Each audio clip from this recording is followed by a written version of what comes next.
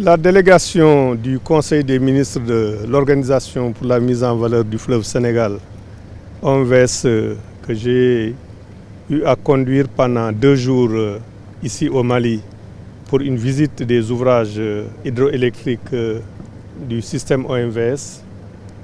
Cette délégation achève sa visite de 2 jours par une visite des ouvrages hydroélectriques de Manantali. Manantali qui a été le barrage qui a été construit entre 1982 et 1988 et la centrale hydroélectrique en 2002, réceptionnée en 2002.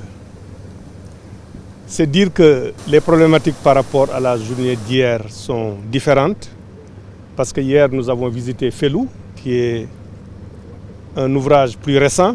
Nous avons visité le chantier de Guna qui est en cours de construction et qui va être livré. Ici, la visite nous a permis de constater qu'il y a une urgence à entreprendre des travaux de maintenance de ces ouvrages. Et c'est la raison pour laquelle d'ailleurs le Conseil des ministres de l'OMVS a tenu une session extraordinaire le 23 février 2021 à Nouakchott pour se pencher sur l'état de la CEMAF, Société d'exploitation de Manantali et de Fello. Et je dois indiquer que le Conseil des ministres a pris comme résolution des directives qui ont été données aux directeurs généraux de la CEMAF et de la SOGEM pour entreprendre sans délai les travaux d'urgence. Ces travaux d'urgence permettent de sécuriser et le barrage et la centrale hydroélectrique et permettent d'assurer la continuité de l'alimentation des pays de l'OMVS en électricité. Mais souligner aujourd'hui la clairvoyance de nos chefs d'État. Parce que là, nous sommes avec le barrage hydroélectrique. Actuellement, on parle d'énergie verte, d'énergie propre. Je pense qu'ils ont été assez clairvoyants en installant ce barrage de Manantali depuis 2002. Donc, et puis cette synergie d'action dont vous avez parlé, Monsieur le Président, entre les prédécesseurs qui ensemble se sont donné la main pour produire de l'électricité propre pour nos pays.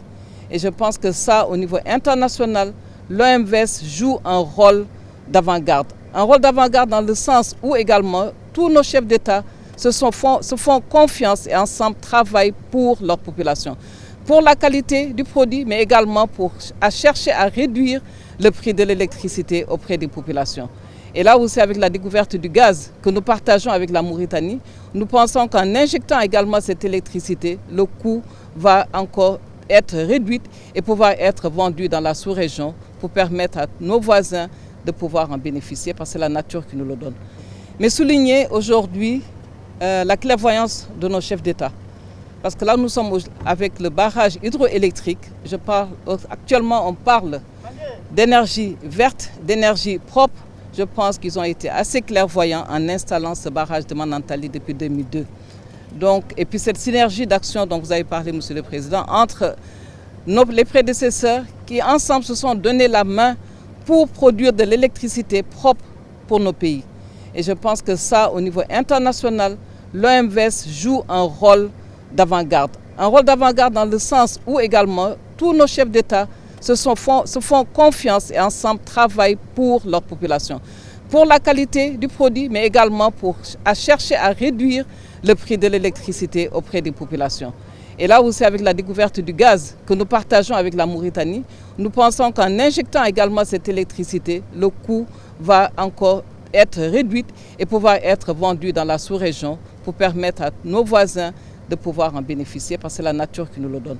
Nous, en tant que SOGEM, la mission de la société SOGEM, qui est une société de patrimoine, c'est-à-dire une société qui appartient au système OMVS, notre mission, c'est de produire de l'énergie et de le distribuer au niveau des États.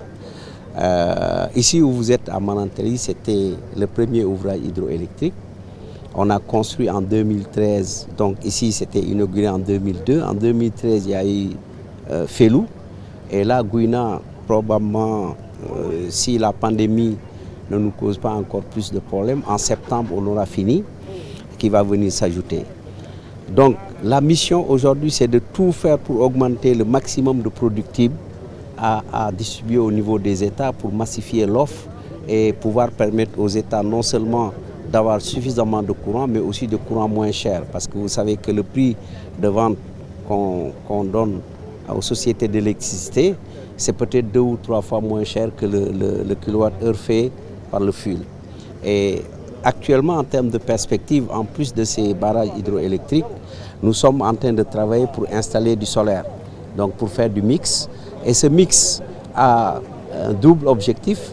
Non seulement on va augmenter la capacité de production, mais ça va nous permettre aussi de pouvoir gérer mieux l'eau, c'est-à-dire économiser l'eau pour d'autres usages. Parce qu'avec ces centrales solaires, l'eau qu'on devait turbiner dans la journée, on va diminuer le maximum pour utiliser le maximum de solaire dans la journée.